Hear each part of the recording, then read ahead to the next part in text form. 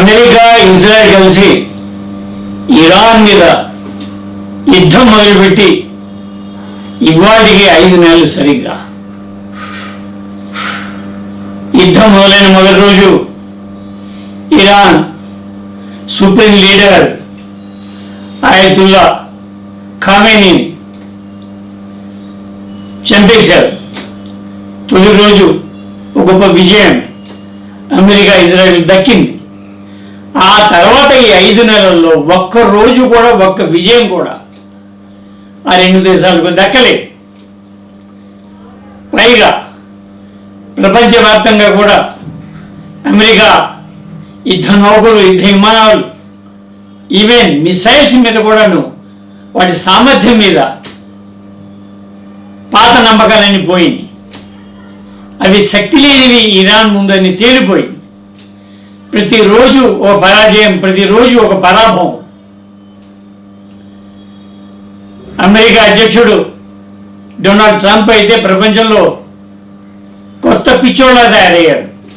జనం అలాగే ఆయన గురించి చెప్పుకున్నారు ఇవాళ ప్రపంచం అంతగా.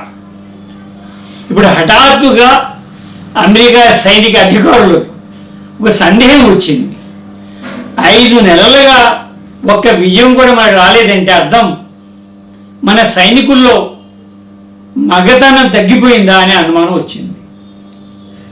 ఇది వినడానికి చిత్రంగా ఉండొచ్చు కానీ నిజం, వాస్తవం. అమెరికా రక్షణ కార్యదర్శి పీట్ హెగ్జెట్ జూలై 15న ఒక చిత్రమైన ప్రకటన చేశారు.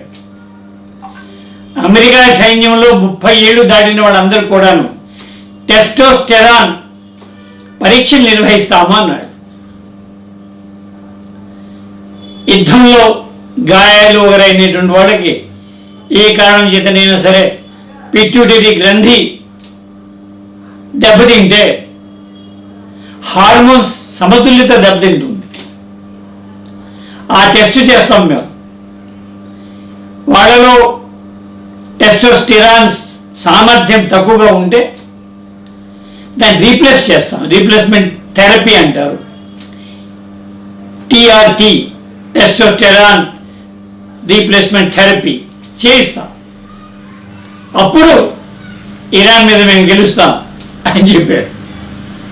ప్రపంచంతో కూడా ఇవాటి వరకు అమెరికా క్షిపణులతోటి గెలుస్తున్నది అని అనుకునేది, ఇవాళ అది టెస్టోస్టెరాన్ తోటి గెలుస్తానంటున్నది. అది తగ్గింది మా సైన్యంలో అని చెప్తున్నది. What a change! Comedy comedy.